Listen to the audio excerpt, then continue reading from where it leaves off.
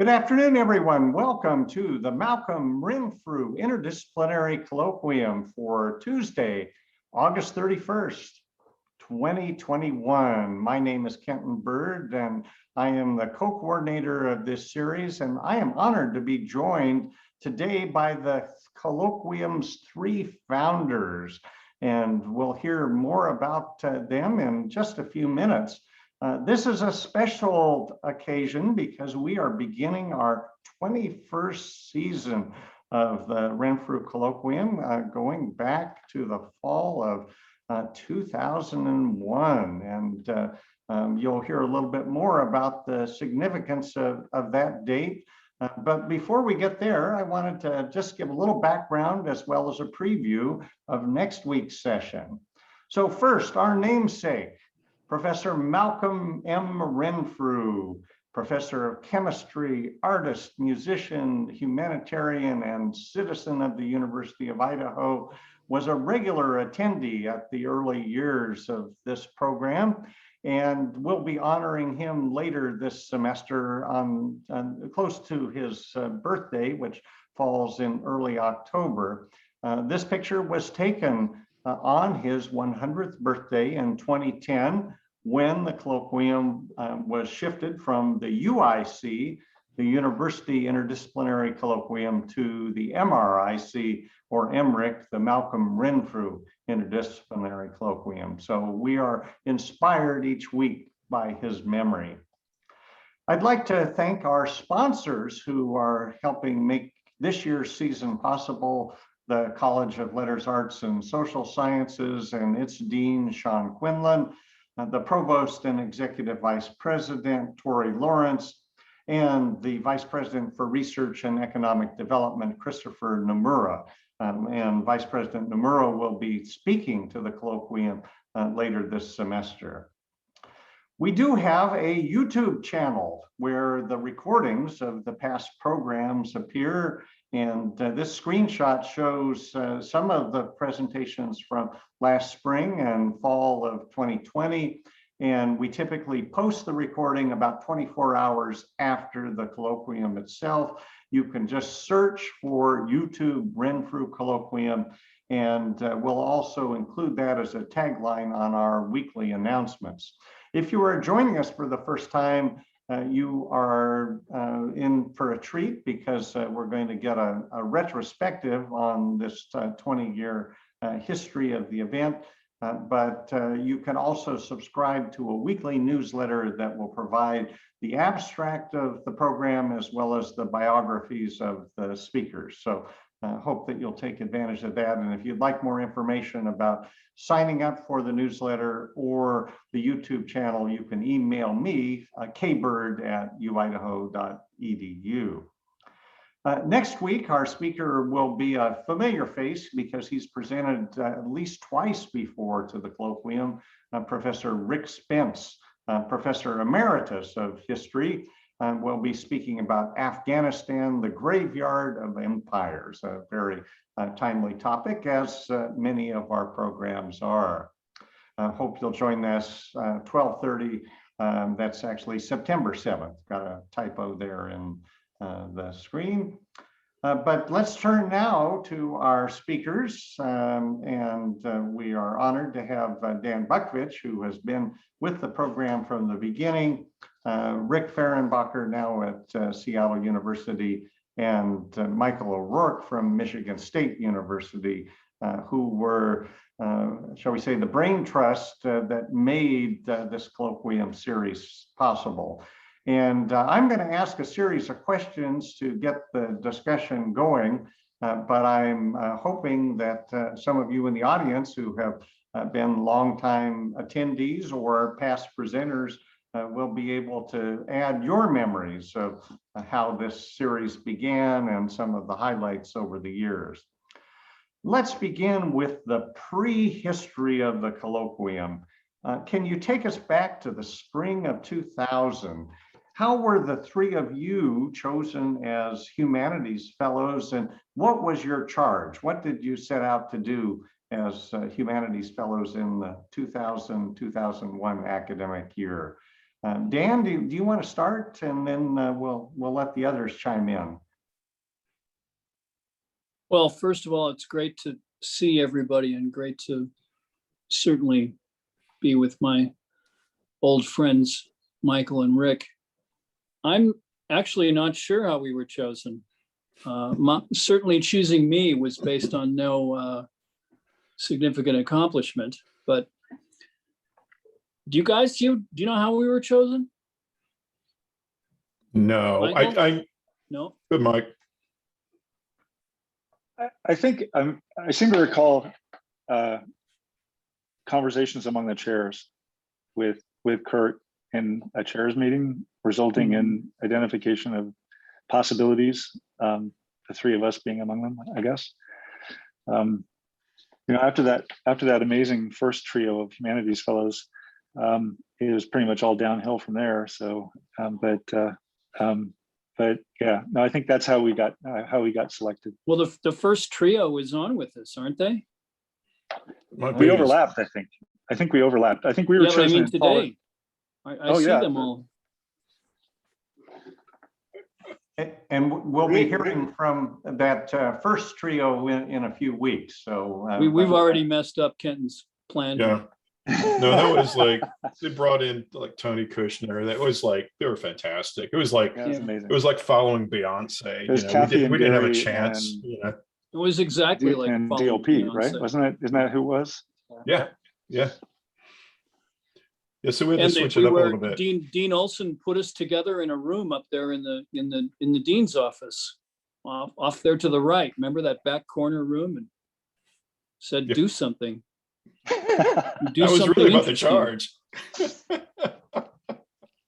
So how did the three of you come up with the tools theme? What were some of the ideas running around your head as you brought together your three disciplines of philosophy, music, and English? How did you want to connect those to tools and technology? What was the impetus there? I think in some ways you have to think of the time.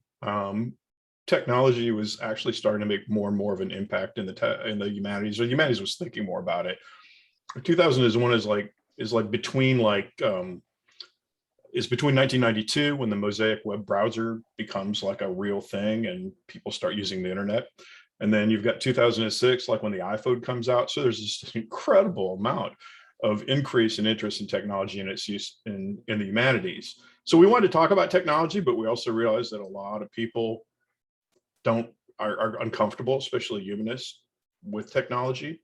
But we also wanted to invite the technologists in. So we just said tools, because nobody's really afraid of tools, right? But people are afraid of technology. So it was like, we'll just say tools. And it actually worked out pretty well.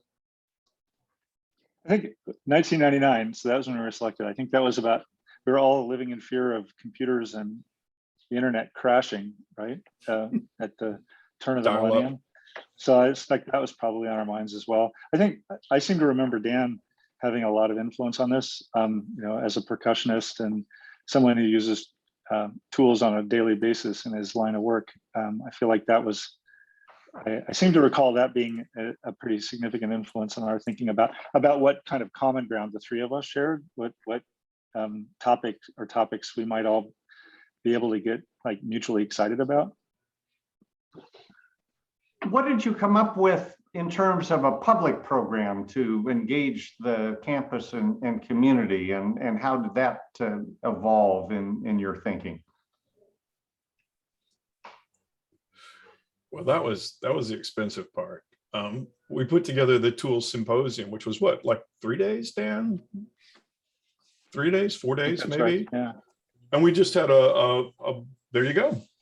We had a bunch of speakers come in, and we tried to have speakers who bridge the gap between technology and the humanities. I think probably one of our biggest, speakers was Henry Petrovsky, who wrote a book at the time.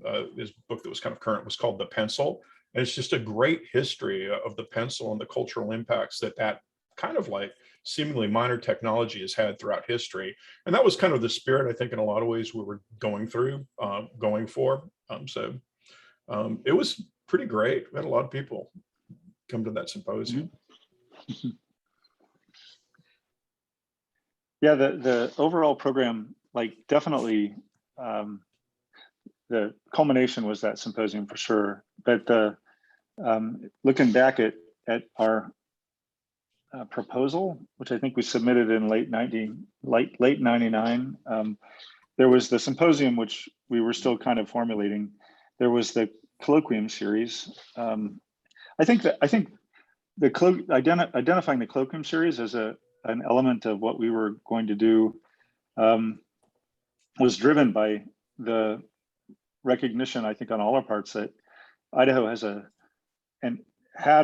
still has a significant number of people who are doing interdisciplinary work at a very high level.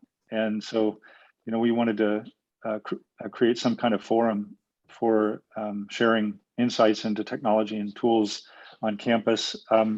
It was the Lester and Agnes Schult faculty seminar. That was the opening the opening event at the McCall Field campus, where we invited, I think, quite a few of the people in this meeting at the moment were at that.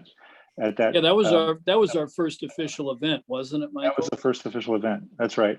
We had Andrew Light, who's a philosopher of technology, join us for that. And I remember we stayed up one evening and watched 2001 and divided neatly into two groups: the group that loved the movie and the group that hated the movie. I seem to remember, Fehrenbacher, you're on the side of the people that hated the movie. But I could be wrong. I just think it could use some editing. That's and I think, didn't we teach an honor seminar or something like that? We had a seminar that we taught for students involving students in this as well, as I recall. Was that the first year? Yeah, that was fall of 2000 to spring of 2001. That was kind of when we. Well, the three of us ended up teaching a few rather interesting courses as a result of this thing after the first year. Yeah. Yeah. Talk a little bit about the origins of the weekly series and what made you think that you had enough speakers on campus to cover an entire academic year, meeting 10 or 12 times a semester, and what was behind your thinking and how the colloquium would interact with the rest of the campus?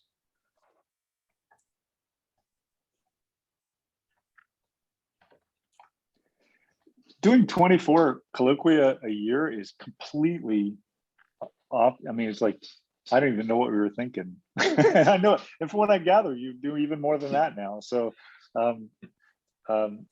it seems like a lot to me, 24 a year. But again, I think there were just no shortage of people on faculty and the staff at Idaho at the time that we were interested in hearing from. And I don't think when we designed it initially that first year, we thought that we would continue to do it in perpetuity. That was not the plan. I mean, we had so much fun doing it that first year that I think we decided to keep it going, and we had support from the research office to make that happen. But that first year, we just looked around. There were more than 24 people. But sometimes we had to twist arms, remember? Yeah. Well, I mean, a lot of, one of the most common, when you'd ask somebody if they wanted to do this, one of the most common responses was, well, nobody would be interested in what I'm doing. It's true. Yeah, a lot of the first couple of years were just Bukvich calling in favors. I mean, it's really... So Dan, as you explained it, the original concept was that the colloquium participants would go around campus and actually visit the scientists and the artists and the humanists in their offices or their labs or their studios. How well did that work? And were there some successful contacts that you made through that series of visits? Well, I think the concept was more successful than the reality most of the time. Is that right, you guys? I mean, it just, we had some successful visits to labs, but I think our initial concept, and correct me if I'm wrong, but the initial concept was we would just ask somebody if we could come to their lab and watch them do their thing. And we weren't really expecting really a prepared speech. Is that correct? Prepared presentation. It was just watching you do your thing. Yeah, and use the tools that you use, right? Like what did you rely on to do your work? And yeah, that was, I think, kind of what we were thinking, and at least initially. It was a kind of a Heisenberg effect thing, like, you know, where the observers kind of changed the phenomena, and like a lot of observers, because we would have a lot of people crowding into people's labs, really changed, you know, what was going on there. So it was a great idea, but I think probably, I mean, one of the issues we just had, I think, was we had too many people who were interested in cramming into people's labs, and it's difficult to really follow some of it. Let's talk about that very first colloquium on September 11th, 2001. What was your original plan for that day, and how did events that overtook the United States on early that morning change your plan? Why did you go ahead in the face of the disaster that was befalling New York City and Washington, D.C. and Eastern Pennsylvania? I think looking back on it, speaking just personally, that it was a mistake to go forward with it that day. But I think in part because I don't think anybody in the room was paying attention to James Foster, who was speaking. And so much so that, in fact, we offered James an opportunity to give a talk later in the semester at a different time to kind of make up for it. So I don't, you know, but I think we probably relied on the university to take the lead here. Was the university going to shut down? What was the institutional response to this? And, you know, if at least that's what I remember, that just thinking that we would take our lead from the institution. And since things went forward that day, I think we chose to as well. In retrospect, though, I think that was probably a mistake. You know, I agree with Mike that it probably was a mistake, but I also think we were kind of in shock. I mean, and I don't remember it, frankly. I mean, I honest to God don't remember that colloquium from that day. And I think just because everything else that happened that day was so overwhelming. And sorry, James. I mean, but Well, it was just one of those things. I remember somebody screaming out in the food court. So I would rather stay in that room than go out there. You know, what was going on? And can you recall what the attendance was that day? How many folks wandered into the Whitewater room, and what did they want to talk about the topic, or did they want to talk about what was going on in the world? I think it was well attended, as I recall. I was surprised actually that there were so many people there. I imagine it might have been like, I think Rick's right. I think that, I mean, we were in shock, just sort of, you know, and maybe wanting to have a little bit of normalcy that day motivated people to. Yeah, because I don't think much about the events was mentioned. Right. And so how did you follow it on a week later on September the 18th? Well, that was Frank Kronk from Art. Oh, okay. So your theme for 2001, 2002 was Eureka, insight and creativity in the life of the university. And I'm going to share the screen so that you can see the logo. And if I'm not mistaken, this was designed by Ari Burns, who is on the meeting today. But what was your vision of that theme? How did you think it would play out among the across the disciplines at the U of I?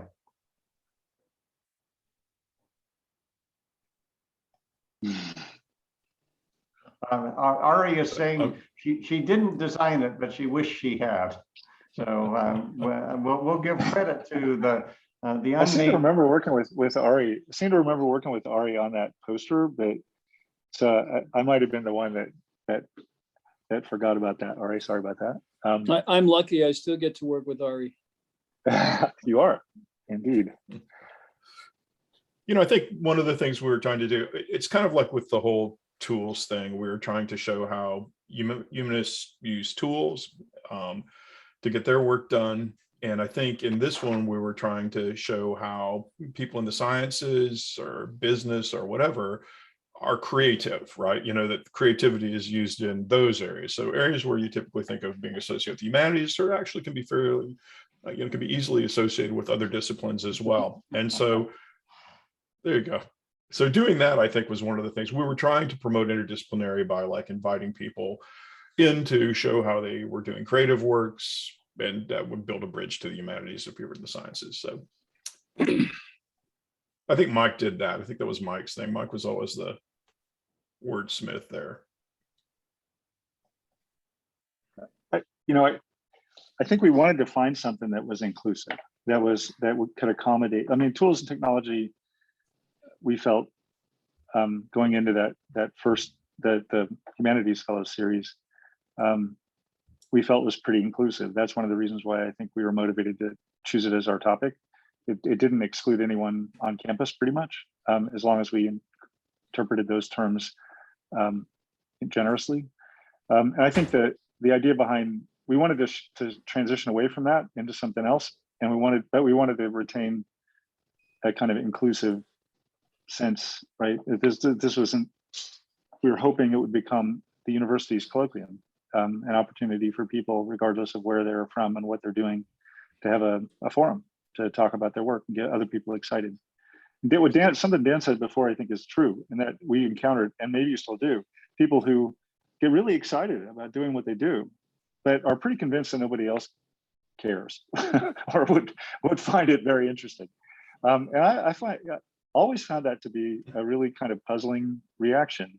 You know, gets you up in the morning with a smile on your face, but you don't think anybody else is interested in it. But the forum, I mean, the colloquium, we wanted it to be inclusive, so everybody who could get in front of the university could talk about what they're passionate about.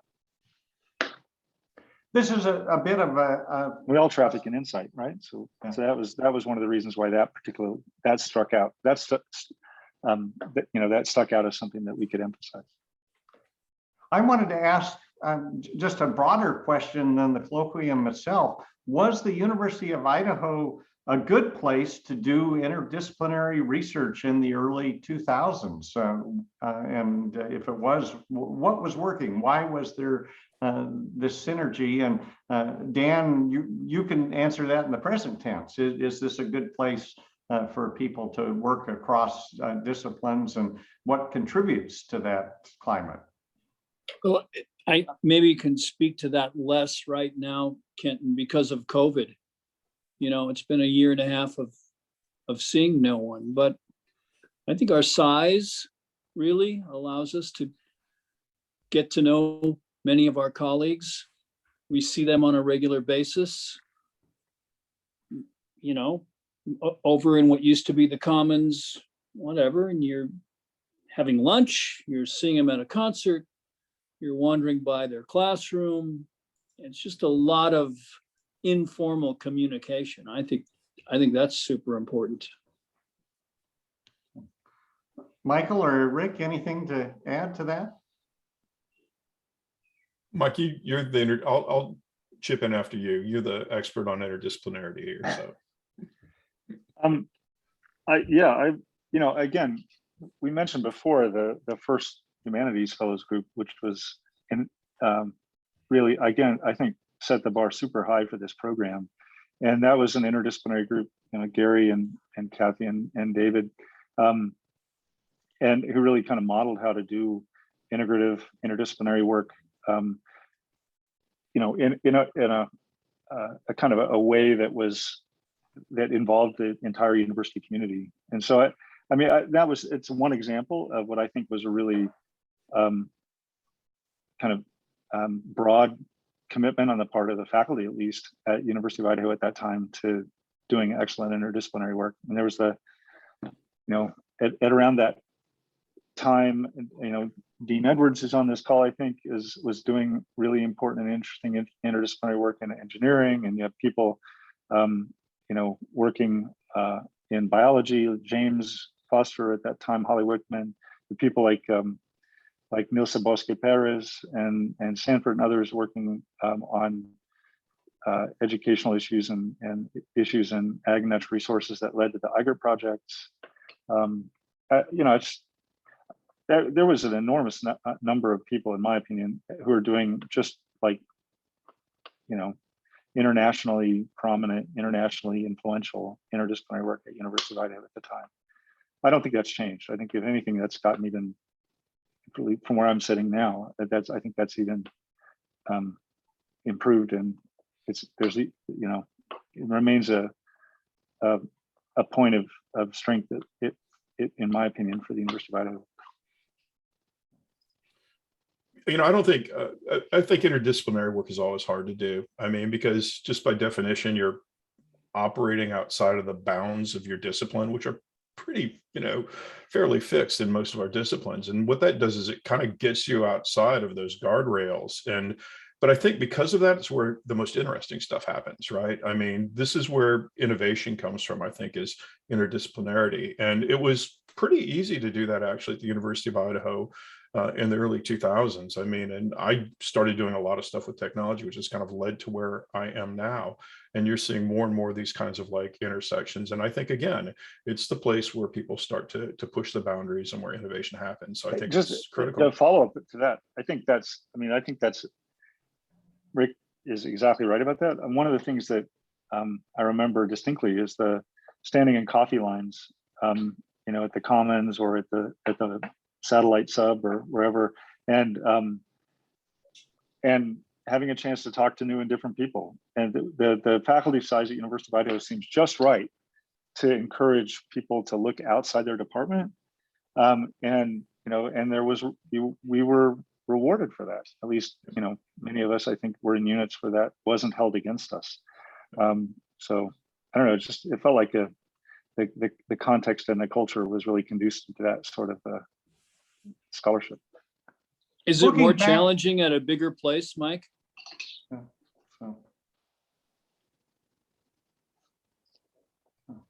Is it more challenging at a bigger place? Oh yeah, I mean, in my opinion.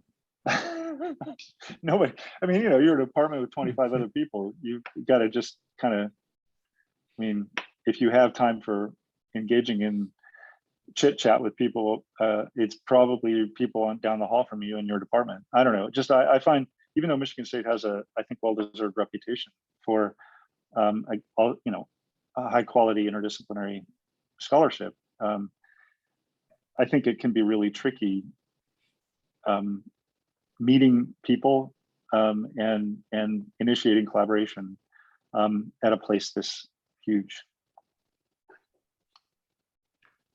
Looking back at that first year or the first couple of years, is there a particular speaker or panel or event that sticks in your mind as being especially provocative or insightful or even just a lot of fun? And anything that you think that we ought to bring back for our greatest hits series this year?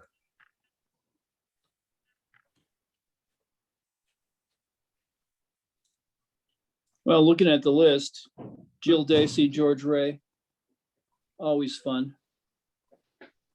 And they're all great, so it's hard for me to pick ones out, but that was great. Ray Dacey doing a business thing.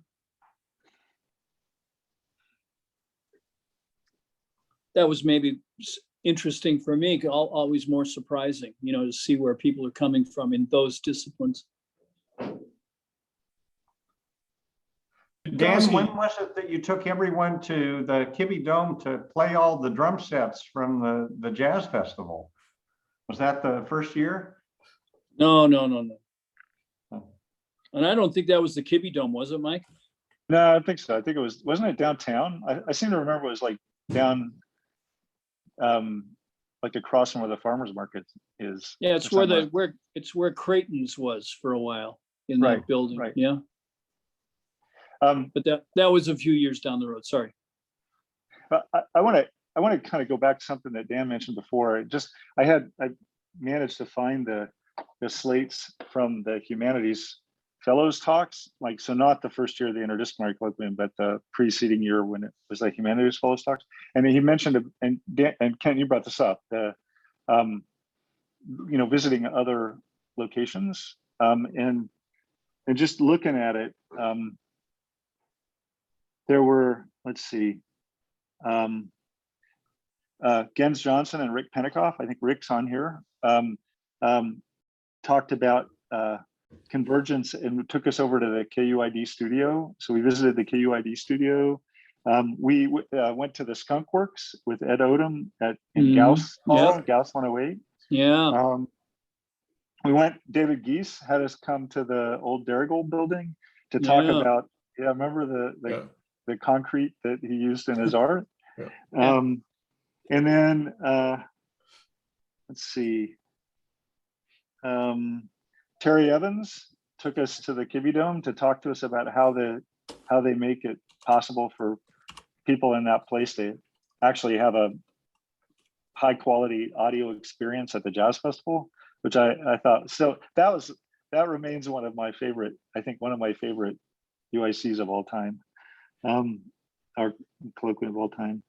But those are the ones I think from that first year where we were on location, and left the Whitewater room. I just thought I'd kind of, now that since I had them in front of me, I just mention that. In addition to the public part of the colloquium, we've had the undergraduate course, the INTR 450, the students who join us weekly and keep journals and write reflection papers. And Dan often tells that group that the interdisciplinarity often comes with the Q&A, the artists, the audience participation with the artists or scientists or other presenters that they may be presenting from their own narrow discipline, but when they come to the forum, it's the questions that feed in that take it into an interdisciplinary realm. And that's my cue that we're at the point in the conversation where I'd like to open it up to the audience. And you may either ask a question of any of the three presenters, or if you'd like to offer your own memory of what were some of your favorites over the years, or how you participated as an interdisciplinary presenter for this going back 20 years now. And if you want to just unmute yourself and ask a question, or you could put up the hand in Zoom and I can call on you. And I've got plenty of other questions if the audience doesn't jump in fairly quickly. Question. Yes, go ahead, Rebecca. You mentioned being Humanities Fellows. Is that something official kind of fellowship? Can you explain that, please?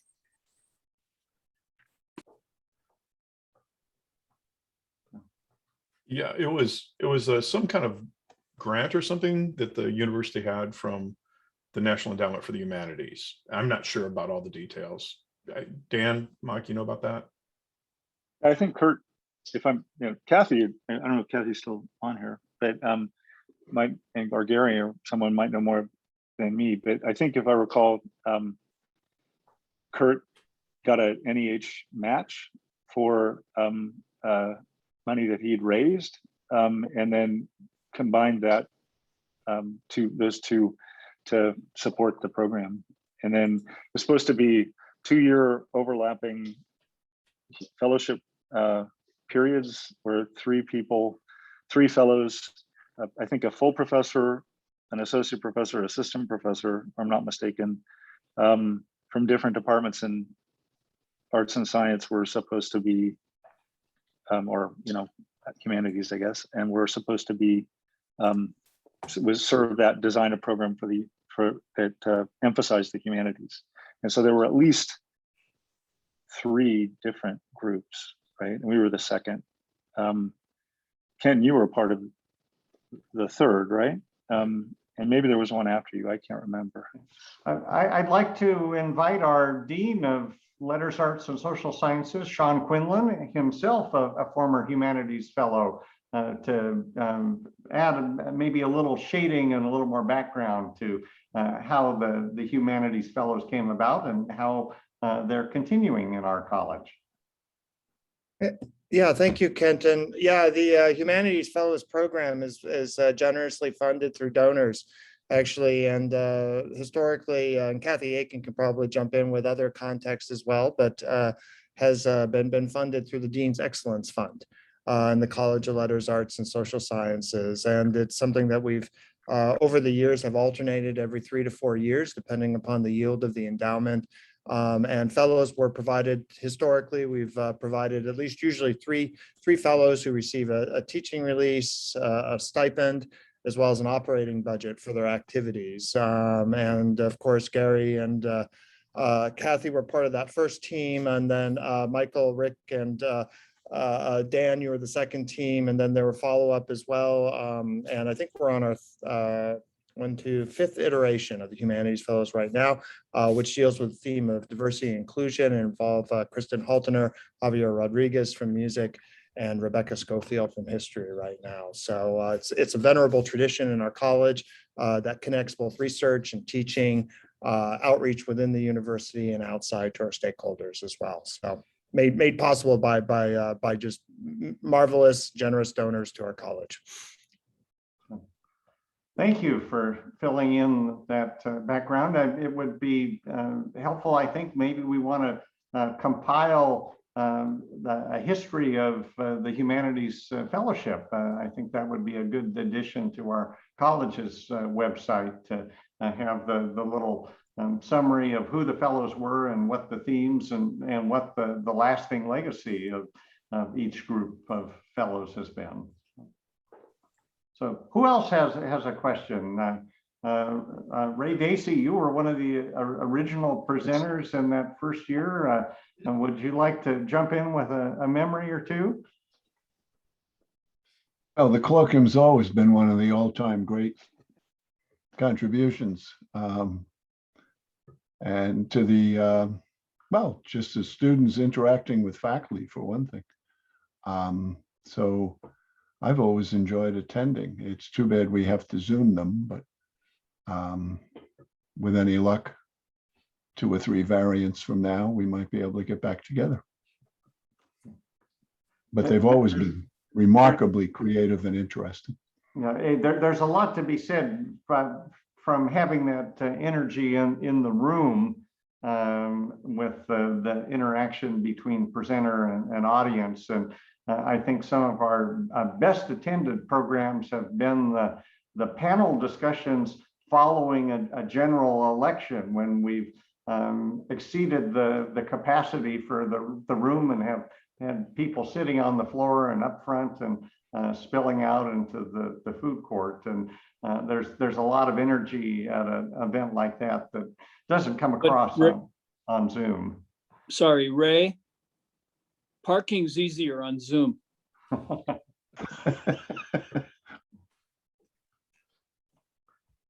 And Zoom has enabled us to reach a larger audience of place-bound students and community members. And so ideally, we'll have some sort of high flex system when we're able to go back to face-to-face meetings. Kenton, can I ask a question? Sure, Gary, go ahead.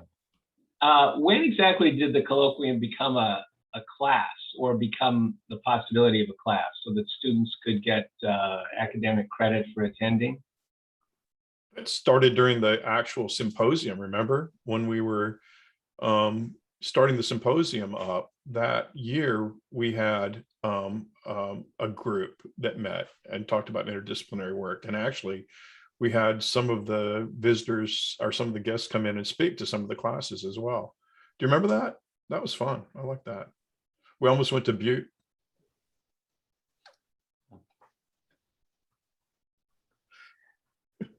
You almost went to Butte? Yeah, that's an inside joke. So I think Dan, you might remember this too, because I think we did, like what Rick was saying, we did something during the year, and then I think we did another honors course with in conjunction with the series after the Humanities Fellows program ended. And then at some point we decided to just run INTR 450 with, every semester, just to ensure that students had a reason to go, right? Because I think we might have recognized that this was potentially valuable for the students, and we weren't getting that many undergraduates attending. And so the idea of having a class that would be run in conjunction with it was a way of basically motivating students interested in interdisciplinarity to be part of the experience. And Well, I can look. you and Rick got a lot of those students to enroll. I think so, yeah. Just looking through my files to figure out when INTR 450 started. I'm not sure. I think that might have been a few years later, but I can't remember exactly.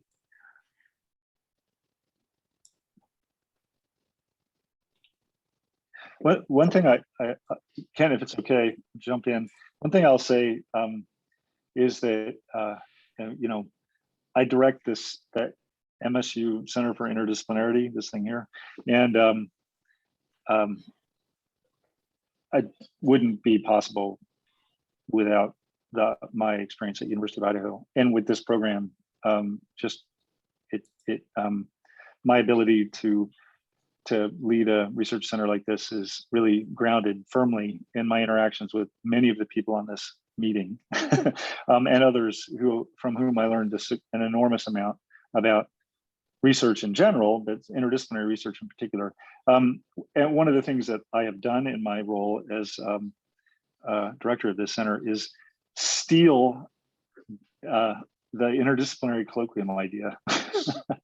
And I'm happy to tell anybody who asks on this side that it comes from the University of Idaho.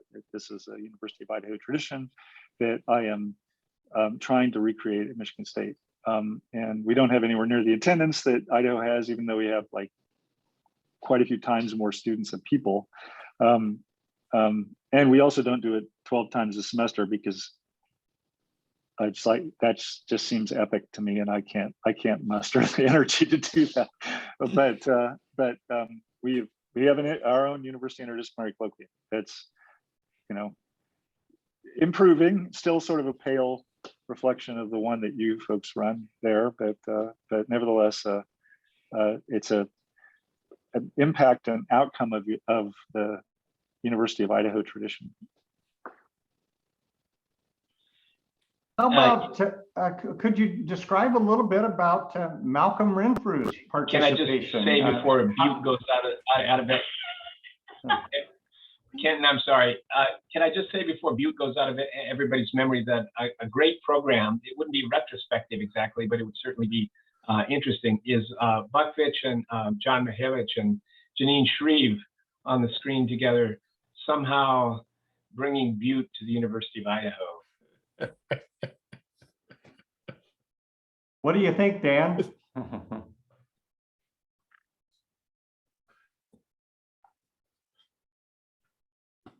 Yeah, that would be interesting. I don't. Where is Mihalich? He's in Greensboro, North Carolina now. We should reach out to him because with the Zoom technology, he could join us virtually. Where's Dr. Shreve? Trick question. In the lab.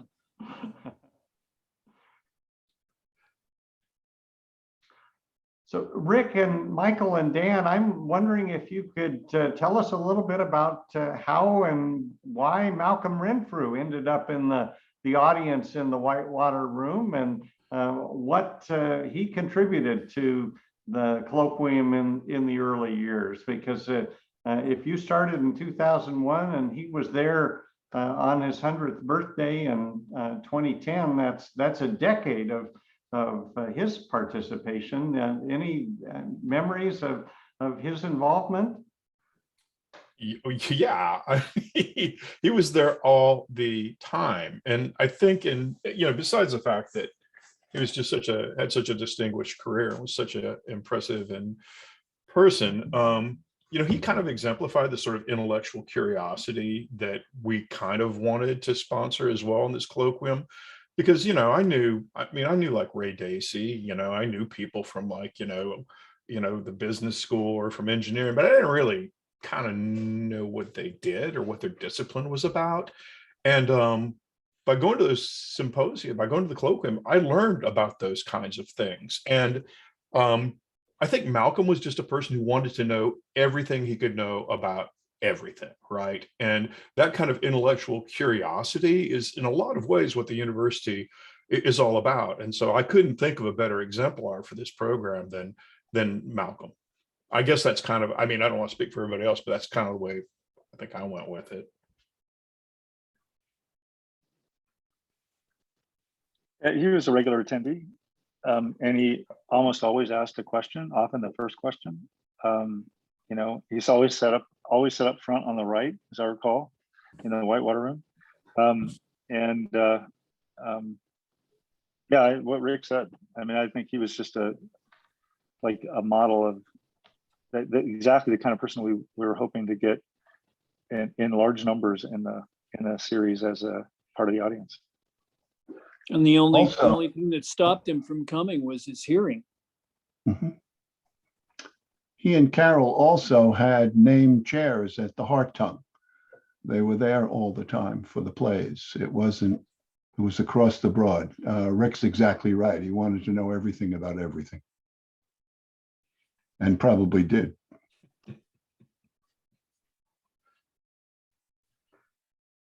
I've got a picture of Malcolm on his 100th birthday, sitting there in the front row on the left side, but he's holding a New York Times article. The Science Times comes out in the print edition on Tuesday, and the headline was "Secrets of the Centenarians," and he was certainly an exemplar of living a long and full life. And it was just perfect timing that he was there that day with the New York Times.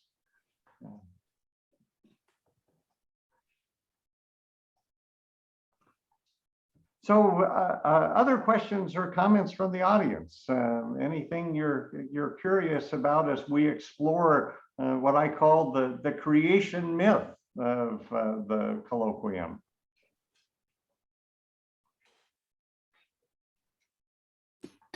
Question.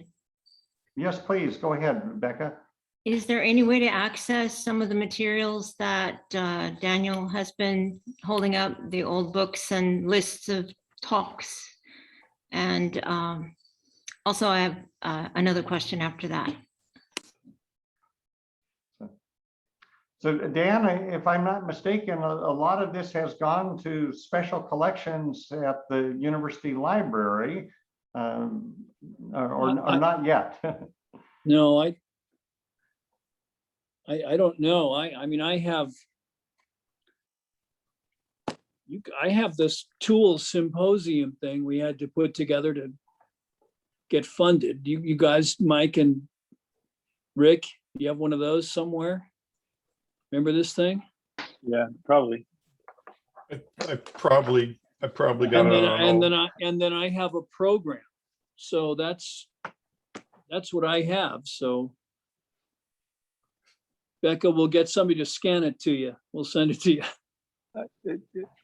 I thought I seem to remember Ari helping us. Ari, sorry if I'm speaking out of turn again, but kind of get the website up to date so that it had a kind of archive of talks, at least talks, speakers, and I could be wrong about that. It's been a while. It's been a decade at this point, but I thought maybe the website had some sort of historical representation of the trajectory of the series. We do have a page called Colloquium Archives, and it has the links to the videos for fall 2020 and spring 21, as well as fall 2016, spring 2016, and I think fall 2015. And so those are some of the video archives from an earlier generation of recording. But I just received from Michael some of the spreadsheets showing presenters and dates and disciplines. And I think that'll be a good project for a student intern to pull that together, and we can at least get the list of past presenters and see the variety of topics and disciplines represented. And I think that would be a good addition to the website. Now, I've got a program from the symposium we did too, that May symposium when we had all those people out, Petrovsky and Kurzweil and all the. Right. So Becca, did you have another question? Oh, yes, thank you. Thanks for that information.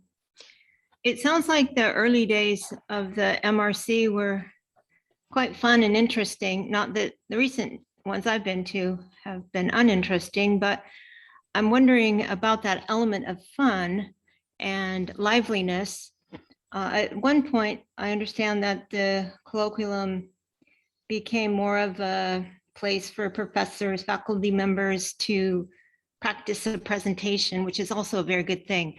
So my question is there a funding issue? Sometimes I know that if we're being paid, we tend to do our best work. And now it's just faculty doing it. I guess it's not the funding of a fellowship in the humanities. I'm just wondering if a little extra financial support might bring the element of fun and creativity back into it as though it were lost. I'm not a long-term participant or attendee of the colloquium, so I'm kind of shooting in the dark, and I know that money does tend to be a stimulus for creative activity and a good spirit. So that's my question. Michael or Dan or Rick? I don't know. I don't remember getting paid for it. Do you guys? No. I mean, we got, I think that first year there was some kind of funds after that. Yeah, no, this was all kind of volunteer, I think. But yeah, I mean, it is extra work on people's part, and there's no doubt about that. But again, I think, I mean, when you're speaking to the fun, I mean, I don't think you can necessarily generate fun with money, although there are arguments to be made against that, I guess. But I think one of the reasons that early on was just because of, I think, really the chemistry between Mike and Dan and myself. I mean, it was great. We had a really good time when we were together. I mean, I don't think there was ever a crossword or a real disagreement that we couldn't work out. And it was just a lot of fun. And I think that so was the colloquium. We were engaged. We were learning a lot of stuff. We were enjoying each other's company. And I think that just kind of spilled over to it. So I can't really speak to the financial situation at the University of Idaho right now, but I'd have done it for free. I'd do it for free again. I think we have time for one more question, Jerry, if you'd like to go ahead and jump in, please. I'm dying to know, beyond what you've already talked, each of you, if you can go back to one important jitter or some kind of shift in your thinking or some particular inspiration that would not have happened had the interdisciplinary colloquium not taken place, I guess. Just anything that you can point directly to the colloquium about. Dan.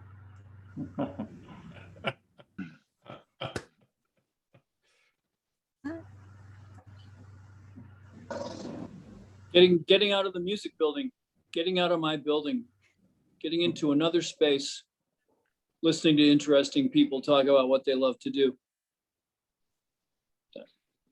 Great. Rick, anything that sticks in your mind? You know, I think this is going to be a weird thing to say, but I think if you want to be a university administrator, going to colloquia like this will help you an awful lot with that. That's what I'm doing now. I kind of like do a lot of technology across the entire campus, and it helps an awful lot from going to those colloquia that I understand a lot of different disciplines, at least at a low kind of like level. So I think professionally, you know, it was a really good thing for me as well. And there was kind of a shift there where I started thinking, wow, this is all the stuff these other people are doing is really interesting.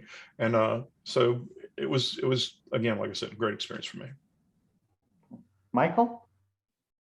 Yeah, I think it's a great question. I think for me, the opportunity maybe you'll finally answer it. I'm not as fast as you, Bukvich. I think for me, it was having an opportunity to sit in the Whitewater room and listen to my colleagues talk about their work for 12 years was really formative for me in thinking about what interdisciplinarity amounts to, and also kind of the money tends to flow in the direction of the sciences, STEM-based interdisciplinarity. Those are what are held up by many agencies as what will solve our problems, what will enable us to meet the grand challenges, etc. And I think, if anything, having an interdisciplinary colloquium grounded in the humanities, as this one was, opened up a much broader sense of what's possible for interdisciplinarity. And also, I think also through many of the talks revealed just how much is missing from STEM-based interdisciplinarity that proceeds without the humanities or the arts. I think the interdisciplinarity can be quite soulless, and I think interdisciplinarity without the humanities and the arts often is quite soulless. And I think that's what the humanities and the arts provide. And I feel like that's what this series that I've had, I had a chance to be a part of and has been so ably led by Dan and Kenton since then. After Rick and Dan and I had our chance with it, I think that it's highlighted just how broad interdisciplinarity can be, and how kind of all inclusive of different scholarly perspectives it can be. And it's really been like life-changing for me, honestly. Michael, I wasn't implying that you were slow. I was just realizing that I really didn't answer Jerry's question. That's okay. All right. But I am slow, and I'm totally fine with that. I have no problem with that. This has been a wonderful conversation. Jerry, go ahead. Jerry, do you have a closing? I wanted to give Dan a chance to come back and say something that he now. Well, thanks to the three of you. I agree with everything those two guys said. Okay. So it's been wonderful to have the original Three Musketeers back together as we relive the greatest hits of the first 20 years. And I hope that in the weeks to come, that will provide not only some retrospective of previous programs or an encore appearance by some of our favorite presenters, but also some of the new cutting edge research and scholarship and teaching being done across this university. And so stay tuned. Rick and Michael, I hope that you can pop in on a Tuesday at 12:30, and I hope you're both on the newsletter list, so you're going to see who is presenting when. And before we let our presenters move on to the rest of their Tuesday afternoons, let me just repeat the program for next week that I hope you can join us to hear Professor Rick Spence, and I've got the correct date up there now, September 7th, to speak about Afghanistan, the graveyard of empires. And before we adjourn, I'd like to invite our audience to acknowledge our presenters with either an on-camera round of applause or just put a hand up in Zoom. Michael, Dan, and Rick, they're wearing their tools caps, and it's great to see the three of you together again. And I hope that the rest of this semester will be as lively and entertaining as today's program was. So Thank you, Ken. Thank you, everyone, for joining thank us. you. Joining us very much. today. Thanks, everybody. Tell your friends that every Tuesday at 12:30 on Zoom, we'll be here through the fall semester.